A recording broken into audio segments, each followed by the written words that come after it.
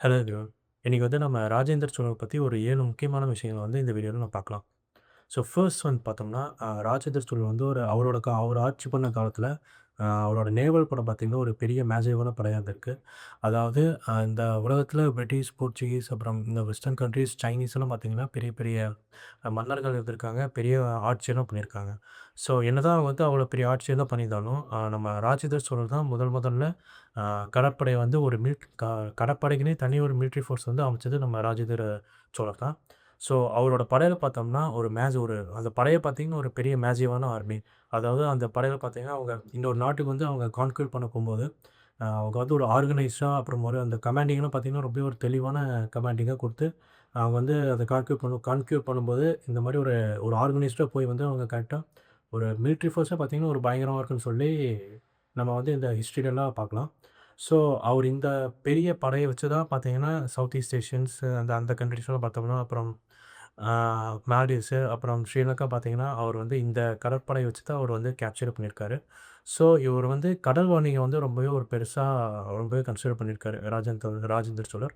So, அதனாலயே பார்த்தோம்னா, நம்ம இந்தியால பார்த்தோம்னா, இந்த வெஸ்ட் பெங்கால் வரைக்கும் பார்த்தோம்னா, அவர் வந்து ஃபுல்லாவே அந்த சீ ஷோர்ல இருக்கிற அந்த மன்னர்கள் அவங்க எல்லாத்தையுமே பார்த்தீங்கன்னா, அவர் வந்து கேப்சர் பண்ணி தன்னோட ஆட்சிக்கு கீழ வந்து அவரு கொண்டு வந்திருக்காரு. ஸோ, இது என்ன ரீசன்னா பார்த்தோம்னா, அவர் வந்து கடல் வணிகம் வந்து அவரோட கட்டுப்பாட்டுல இருக்கணுக்காகவே இந்த மாரி ஒரு டெக்னிக் வந்து அவர் ஃபாலோ பண்ணி, இந்த மாரி எல்லா நாட்டையும் வந்து வந்து கேப்சர் பண்ணியிருக்காரு. இந்த காலத்தில அதாவது இப்ப கரண்ட் மாடர்ன் டேஸ் பார்த்தோம்னா, நம்ம நெறைய நேவல் ஷிப்ஸ் பத்தி நம்ம பேசுறோம். க்ரூஸ் ஷிப்ஸ் அந்த மாரிலாம் பார்த்தீங்கன்னா, இப்ப நெறையாவே பில்ட் ஆயிருக்கு.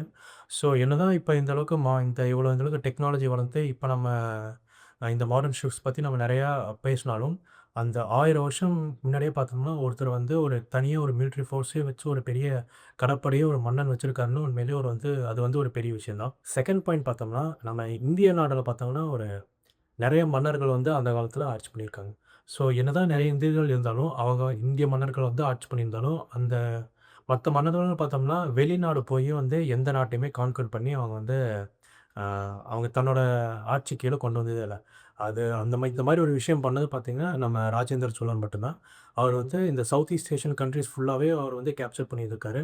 ஸோ, அந்த டைம்ல பார்த்தோம்னா, அந்த 1000 இயர்ஸ் பேக் பார்த்தோம்னா, அந்த சவுத் ஈஸ்ட் கண்ட்ரீஸ் வந்து ஒரு ஸ்ரீவிஜயா நாடுன்னு சொல்லி, அந்த நாடுங்கிற பேர்ல தான் வந்து ஒரு மன்னன் வந்து ஆட்சி பண்ணியிருந்திருக்காரு. ஸோ, அந்த டைம்ல பார்த்தோம்னா, அது வந்து ஒரு பெரிய நாடு அந்த டைம்ல. ஸோ, ராஜேந்திர சோழன் பார்த்தோம்னா, இங்கருந்து அங்க போய் அந்த நாட்டையே வந்து பார்த்தீங்கன்னா, ஃபுல்லாவே ராஜேந்திர சோழர் தவிர வேற எந்த இந்திய நாட்டு மன்னர்களும் பார்த்தீங்கன்னா, வெளிநாடு போயி ஒரு ஃபாரின் சாயில்ல பார்த்தீங்கன்னா, தன்னோட கொடிய வந்து பறக்க விட்டதில்ல. ஸோ, இது வந்து பார்த்தீங்கன்னா, நம்ம தமிழர்கள் பார்த்தீங்கன்னா, இது உண்மையாவே ஒரு பெரிய பெருமையான விஷயம் தான். 3 பாயிண்ட் பார்த்தோம்னா, இவருக்கு வந்து கங்கை கொண்ட சோழன் வந்து ஒரு பேர் இருக்கு.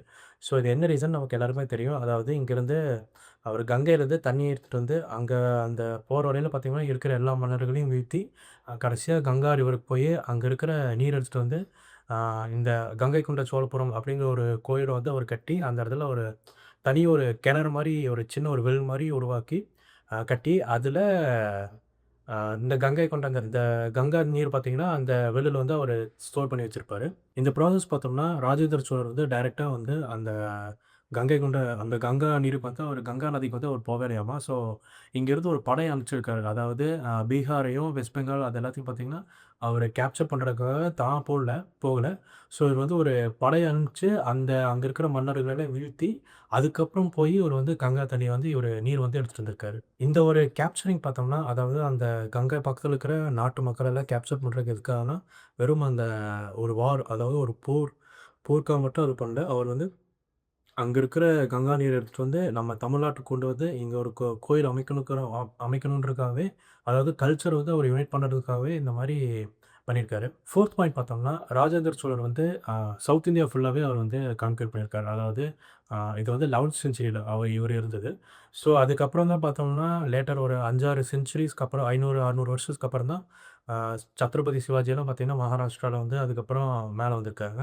ஸோ, அதுக்கு முன்னாடியே பார்த்தோம்னா, அவர் வந்து மகாராஷ்டிரா, மத்திய பிரதேஷ் வரைக்கும் பார்த்தீங்கன்னா, அந்த பார்டர் அது சென்டர் இந்தியாவோட பார்டர் பார்த்தீங்கன்னா, அதுவரைக்கும் ஃபுல்லாவே நம்ம ராஜேந்திர சோழர் வந்து கான்க்வீர் பண்ணி ஆட்சி பண்ணியிருக்காரு. இந்தியால பாதி நாடே பார்த்தீங்கன்னா, அவர் வந்து ஆட்சி பண்ணியிருக்காரு. ஸோ ஒரு முதல் இந்திய நாட்டு மன்னன் பார்த்தீங்கன்னா, இவ்வளோ லேண்ட் மாஸ் வந்து ஆட்சி பண்ணுறது இவரு தான் ஃபர்ஸ்ட்டு ராஜேந்திர சோழர் தான். அதாவது 10ஆம் நூற்றாண்டு, 11ஆம் நூற்றாண்டுல மகாராஷ்டிரா வந்து சாளுக்கியாங்கிற ஒரு மன்னர்கள் வந்து ஆட்சி பண்ணியிருக்காங்க. மகாராஷ்டிரா, அப்புறம் மத்திய பிரதேஷ். ஸோ இந்த 2 அந்த ஹோல் அந்த ஏரியாவே பார்த்தீங்கன்னா, அவங்க தான் ஆட்சி பண்ணியிருக்காங்க.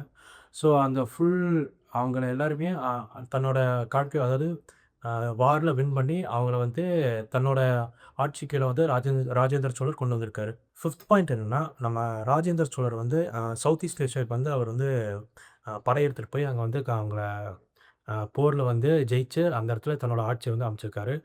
அது வந்து ஒரே ஒரு தடவ மட்டும் அவர் அந்த மாரி போல. பல தடவ பார்த்தீங்கன்னா, அந்த மாரி பல கண்ட்ரீஸ் அந்த சவுத் ஈஸ்ட் ஏஷியா பார்த்தீங்கன்னா, நெறையா தீவுகள் இருக்கு. நெறையா மன்னர்கள்லாம் இருந்திருக்காங்க. ஸோ எல்லா மன்னர்களையும் தன்னோட ஆட்சி கீழ கொண்டு வரணுன்றதுக்காகவே அவர் வந்து இந்த மாரி பண்ணியிருக்காரு. இவரு போய் அங்க ஆட்சி பண்ணது மட்டும் இல்லாம, அதுக்கப்புறம் பார்த்தீங்கன்னா, இவரோட சக்சஸர்ஸ் அதாவது இவங்களோட அ பையன், அதுக்கப்புறம் அப்புறம் பேரன், அப்புறம் அவங்கலாம் பார்த்தீங்கன்னா, அடுத்த ஜெனரேஷன்ல இருக்கிற இவரோட சன்ஸ் எல்லாம் பார்த்தோம்னா, ஒரு 200 வருஷம் வந்து சவுத் ஈஸ்ட் ஏஷியன் அந்த கண்ட்ரீஸ வந்து ஆட்சி பண்ணியிருக்காங்க. அதாவது பிரிட்டிஷ் பார்த்தீங்கன்னா, நம்ம இந்தியாவ வந்து 200 வருஷம் ஆண்டுட்டாங்க. ஸோ அதே டைம்ல அதே மாரி டைம் பீரியட் பார்த்தோம்னா, நம்ம வந்து சவுத் ஈஸ்ட் ஏஷியா கண்ட்ரீஸ காலனி அதாவது அங்க வந்து பிரிட்டிஷ் எப்படி இங்க வந்து ஒரு காலனி மாரி அமைச்சு இங்க வந்து வாழ்ந்துருக்காங்க. ஸோ அதே மாரி பார்த்தோம்னா, நம்ம இங்கருந்து அங்க சவுத் ஈஸ்ட் ஏஷியா போய் நம்ம தமிழ்நாட்டு மக்கள் வந்து அங்க காலனி அமைச்சு அங்க வந்து நெறைய பேர் வாழ்ந்துருக்காங்க. அதாவது பிரிட்டிஷ் வந்து இந்த மாரி நம்ம நாட்டுக்கு வந்து ஆட்சி பண்றதுக்கு முன்னாடியே நம்ம தமிழ் மன்னர் வந்து மத்த ஃபாரின் கண்ட்ரீஸ்க்கு போய் இந்த மாரி ஒரு காலனி அமைச்சு ஆட்சி பண்ணது. இதுதான் நம்ம இதான் ஃபர்ஸ்ட் டைம். 6த் பாயிண்ட் என்னன்னா, ராஜேந்திர சோழன் வந்து ஒரு போர்க்குணம் கொண்ட அரசர் மட்டும் இல்ல. அவர் வந்து ஒரு கலைநயம் கொண்ட அரசரும் கூட. அதாவது அவரு ஆட்சி பண்ண எல்லா இடத்துலயும் பார்த்தீங்கன்னா, கோயில் வந்து எழுப்பியிருக்காரு. ஸோ தமிழ்நாட்ல பார்த்தோம்னா, கங்கை கொண்ட சோழபுரம் இருக்கு. ஸோ அது நமக்கு எல்லாருக்குமே தெரிஞ்சது. ஸோ அதுபோக பார்த்தீங்கன்னா, அவரு ஆந்திரா, கர்நாடகா, பெங்கால், ஸோ இந்த ஒரிசா அந்த இடத்துலயும் பார்த்தீங்கன்னா, அவர் வந்து சிவன் கோயில் வந்து அவர் வந்து அந்த அந்த காலத்தில வந்து அவரு கட்டியிருந்திருக்காரு. நம்ம இந்தியால மட்டும் இல்லாம, அந்த சவுத் ஈஸ்ட் அவர் கான்க்யூர் பண்ண எல்லா ஃபாரின் சாய்ல்ஸ்லயும் பார்த்தீங்கன்னா, அ இந்த மாரி கோயில் வந்து சிவன் கோயில் வந்து அவரு எழுப்பியிருக்காரு. ஸோ இந்த கம்போடியால இருக்க அங்கோர் வாட் டெம்பிள் கூட பார்த்தோம்னா, அந்த ராஜேந்திர சோழரோட அவரு ஆட்சி பண்ண அந்த டைம்ல அவரு அந்த கலைநயம் பார்த்தீங்கன்னா, அதுக்கு சிமிலரா தான் இந்த அங்கோர் வாட் டெம்பிள் வந்து இருக்கும். ஸோ அது வந்து கட்டுனது பல்லவ மன்னன் நெனைக்கிறேன். கரெக்ட்டா தெர்ல. ஸோ இந்த ராஜேந்திர சோழர் இவங்க சோழர்களோட அந்த கலை நுணுக்கம் தான் பார்த்தீங்கன்னா, அங்கோர் வாட்லயும் நம்ம பார்க்க முடியும். ஸோ 7த் பாயிண்ட் என்னன்னா, ராஜேந்திர சோழர் வந்து தமிழ் மொழிய உலகம் ஃபுல்லா ஸ்ப்ரெட் பண்ணியிருக்காரு. அதாவது இவர் வந்து ஒரு பெரிய லேண்ட் மாஸ் வந்து ஆட்சி பண்ணியிருக்காரு. ஸோ அதனாலேயே பார்த்தோம்னா, அங்க வந்து நெறைய தமிழ் லாங்குவேஜ்லாம் பார்த்தீங்கன்னா, அங்க அந்தந்த நாட்ல வந்து ஸ்ப்ரெட் பண்ணியிருக்காரு. அதாவது மலேசியா, இப்போ சிங்கப்பூர், அப்புறம் தாய்லாந்து அங்கேலாம் பார்த்தீங்கன்னா, இப்பவும் அங்க பார்த்தீங்கன்னா, நெறையா சிங்கப்பூர்லாம் பார்த்தீங்கன்னா, தமிழ் லாங்குவேஜ் வந்து அங்க வந்து கொஞ்சம் அஃபிஷியலா இருக்கு. ஸோ இதெல்லாம் பார்த்தீங்கன்னா, அந்த காலத்திலேயே அ சோழர் வந்து அங்க ஃபுல்லாவே தமிழ் மொழிய வந்து ஸ்ப்ரெட் பண்ணியிருக்காரு. ஈவன் சைனாலயும் பார்த்தீங்கன்னா, கொஞ்சம் கொஞ்சம் இடத்துல வந்து அவரு தமிழ் மொழிய வந்து அவரு கான்க்யூர் பண்ண எல்லா இடத்துலயும் நம்ம கலாச்சாரம், மொழிய வந்து அவரு ஸ்ப்ரெட் பண்ணியிருக்காரு. ஒரு தமிழ் மன்னன் இவ்வளோ நாடுகள வந்து ஆண்டுருக்காருன்னா, ஒரு ஆட்சி பண்ணியிருக்காருன்னா, உண்மையிலே நமக்கு வந்து ஒரு பெருமையான விஷயம் தான். ஏன்னா, அங்க இன்டர்நேஷனல் பார்த்தீங்கன்னா, அதாவது ராஜேந்திர சோழர் வந்து அவரோட படை வந்து ஒரு நாடா ஆட்சி கான்க்யூர் பண்ண அதாவது வாருக்கு போச்சுன்னா, அங்க அங்க இருக்கிற அந்த இந்தியன் நேஷன் வந்து ஒரு ஒரு ஒரு போயட்டா என்ன சொல்லியிருக்காங்கன்னா, இந்த மாரி ஆ வெஸ்ட் சைட்லருந்து அதாவது மேற்கு பகுதியிலருந்து ஒரு கரும்புயல் வந்து வந்திருக்கு அப்படின்னு சொல்லி, ஒரு இந்தோனேஷியால சம்திங் ஒரு போ ஒரு போ சம் ஒரு போயட் வந்து மென்ஷன் பண்ணியிருக்காங்க. ஸோ, அது வந்து அந்த டைம்ல அவர் வந்து ராஜேந்திர சோழர் தான் அவங்க வந்து மென்ஷன் பண்ணியிருக்காங்க. இந்த மாரி ராஜேந்திர சோழர் வந்து ஒரு அவரு வாருக்கு போனாலே, அந்த அவரோட படம் வந்து சோழர்களோட படம் வந்து வாருக்கு போனாலே, அந்த நாடு வந்து கண்டிப்பா அடிபணிஞ்சிரும் அப்படின்னு சொல்லி அவங்க இந்த மாரி மென்ஷன் பண்ணியிருக்காங்க.